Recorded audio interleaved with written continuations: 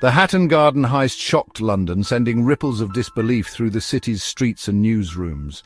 It wasn't just the sheer scale of the crime that stunned everyone, it was the unlikely age of its masterminds. The main gang members were all elderly, with a combined age of over 448 years. These weren't reckless youths, but men who had lived long, complicated lives, many of them already grandfathers. Nicknamed Dad's Army, they were seasoned criminals, not young thrill-seekers. Their faces, lined with age, hid decades of experience in the underworld.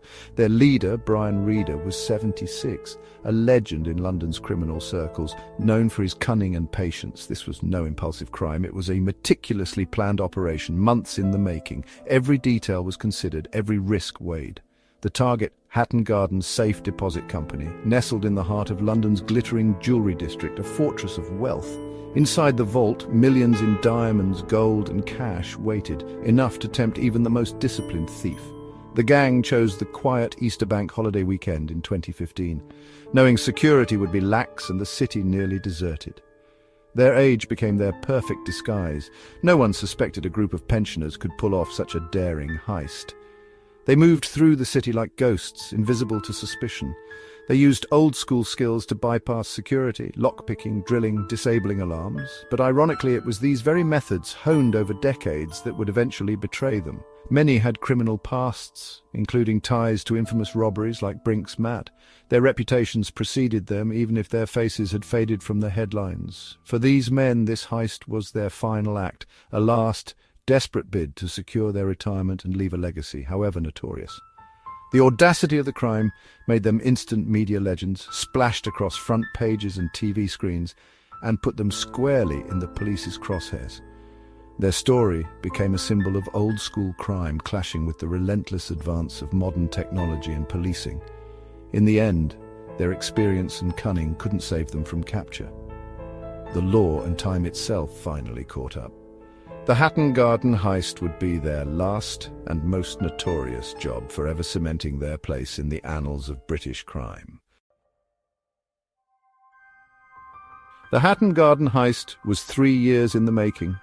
It wasn't a crime of impulse, but a meticulously orchestrated operation that demanded patience, secrecy, and relentless attention to detail.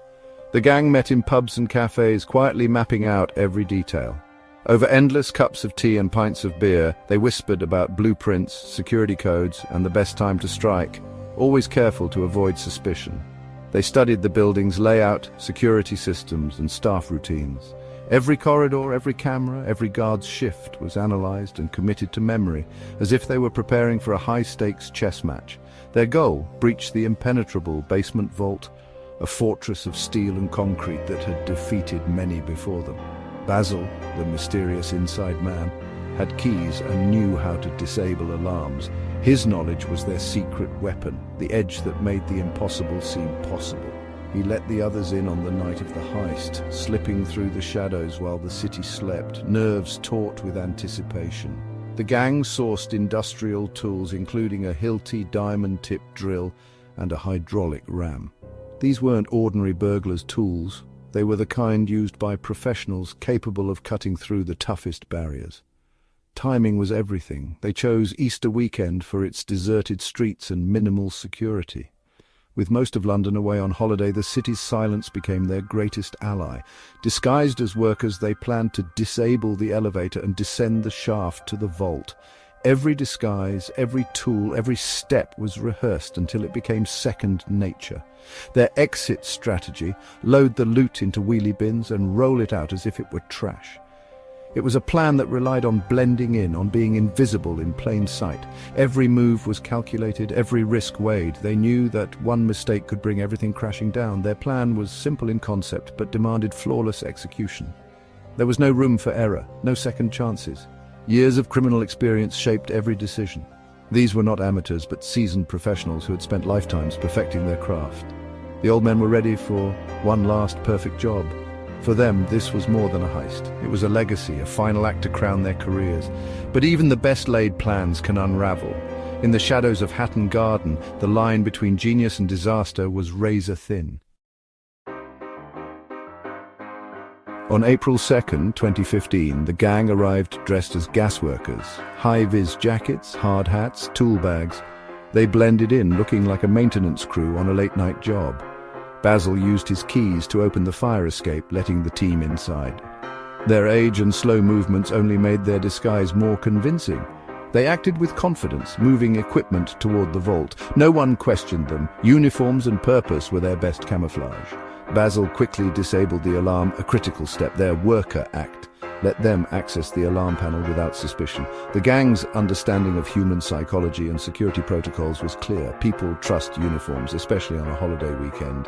The gang exploited this trust perfectly. Their simple disguise was more effective than any high-tech gadget. Hidden in plain sight, they were ready to begin the real work. In the dim, echoing basement, the gang faced their first major obstacle. Massive, heavy metal security doors designed to keep out even the most determined intruders. The air was thick with tension as they sized up the challenge before them, knowing that this was only the beginning of a long night. Armed with crowbars and relying on sheer brute force, they attacked the doors relentlessly. Every creak and groan of metal echoed through the basement, a reminder of the risk they were taking. After a tense struggle, the doors finally gave way, but their relief was short-lived. Awaiting them was the real challenge, a 2-meter-thick reinforced concrete vault wall, embedded with steel bars and designed to withstand almost anything. They hauled in the Hilti drill, a powerful industrial tool, and began the grueling process of boring through the unyielding concrete. The noise was deafening, the vibrations rattling their bones. The work was exhausting. Loud, dusty, and painfully slow, especially for men in their 70s. Sweat mixed with dust on their faces as hours dragged by, each minute feeling longer than the last. On the first night, just as they thought they were making progress, they hit an unexpected snag. A heavy metal cabinet blocked the hole they drilled, halting their advance. Frustrated and exhausted, the gang had no choice but to leave empty-handed. But their determination was unshaken. They regrouped, refusing to let the setback end their plan. The next day, they returned with a new weapon, a powerful hydraulic ram, capable of moving obstacles that brute force alone couldn't budge. This time, they forced the stubborn cabinet aside and finished drilling through the last layer of concrete, finally breaking into the vault. The opening they created was barely big enough for a grown man to squeeze through, but it was all they needed. One by one, the gang crawled through the narrow gap, hearts pounding as they entered the forbidden space. Before them lay rows of safe deposit boxes, each one a potential treasure trove filled with valuables beyond their wildest dreams. Their persistence, teamwork, and sheer willpower had finally paid off. The hardest part was behind them. Exhausted but exhilarated, they allowed themselves a brief moment to rest, wiping sweat from their brows and exchanging triumphant glances. Now it was finally time to claim their prize. The vault was theirs, and the reward for their relentless effort was within reach.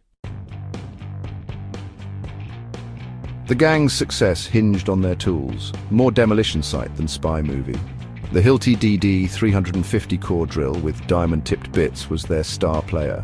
They used crowbars, angle grinders, and sledgehammers to break through barriers. The hydraulic ram, usually for rescue work, moved the stubborn metal cabinet. Their approach was old-school brute force over digital finesse. Daniel Jones sourced much of the equipment, even learning to use the Hilti via YouTube. The gang's toolkit reflected their character, gritty, practical, and adaptable. Their methods left a messy crime scene, full of clues. In the end, their reliance on physical tools would help police track them down. The analog approach was both their strength and their undoing. Inside the vault, the gang pried open 73 safe deposit boxes. They targeted the most promising ones, uncovering gold bars, diamonds, watches, and cash. The haul an estimated £14 million. Moving the loot was the next challenge. Their solution: load everything into commercial wheelie bins. Gold and jewels at the bottom, lighter items on top, then roll the bins out as if taking out rubbish. Still in disguise, they calmly wheeled the bins to a waiting van. CCTV captured the scene, but nothing seemed amiss. The gang vanished into the city, leaving devastation behind. The wheelie bins became an iconic image of the heist. Their low-tech escape was as clever as the break-in itself. The crime wasn't discovered until Tuesday morning after the holiday. Staff found chaos-forced doors, a gaping hole, and emptied boxes. Police launched Operation Geranium but faced criticism for missing an earlier alarm call. The crime scene was a goldmine of evidence. Tools, dust and debris. Detectives scoured CCTV from the area, spotting the gang's van and their worker disguises. ANPR cameras traced the van's movements, leading to its owner. Police analyzed mobile phone data, cross-referencing numbers present during the heist. The old-school thieves had left a digital trail. The hunt for the bad grandpas was on. Modern investigative techniques closed in on the analog criminals. The evidence was mounting, the net was tightening. The gang's downfall was their inability to hide in a digital world. John Collins drove his own car to the scene. Easily tracked by ANPR, police identified the suspects and put them under surveillance. They bugged the gang's pub meetings and cars, recording them bragging about the heist. The men's own words became damning evidence. 6 weeks after the robbery, police raided their homes, finding stashes of loot and incriminating books, CCTV, phone records, and secret recordings sealed their fate. Most received 7-year sentences. Brian Reeder, the mastermind, died in 2023. Basil, revealed as Michael C., got 10 years. The old-school crew was no match for modern policing. Their capture was a victory for 21st century detectives. The legend of the bad grandpas was over. The Hatton Garden Heist left a lasting mark. Only a third of the £14 million haul was ever recovered. The rest vanished into the underworld. For the victims, the loss was devastating. Life savings and family heirlooms gone. The crime exposed major flaws in security, forcing companies to upgrade alarms and protocols. The story became a cultural phenomenon, inspiring films, TV, and books. The audacity and age of the gang made them unlikely anti-heroes. The heist highlighted the clash between old methods and new technology. It proved that even the most secure vaults aren't invulnerable.